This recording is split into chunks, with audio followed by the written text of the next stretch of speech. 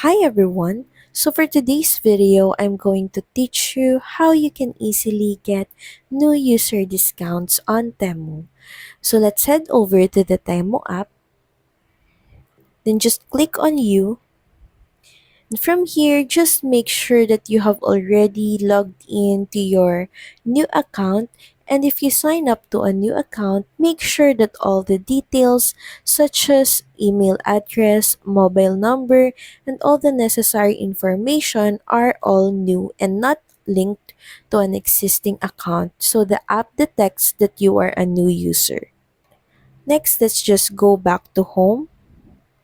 And from here, once we have logged in to a new account, the app already shows us a few of the new user perks, such as free shipping, and when we go to new user gift, we can see a lot of coupons that is being offered to us by the app as a new user.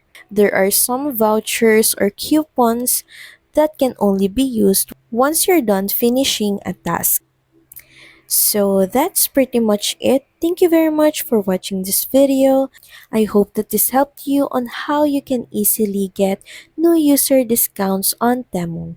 Please don't forget to like, share, and subscribe to the channel. And I will see you again on the next one. Bye!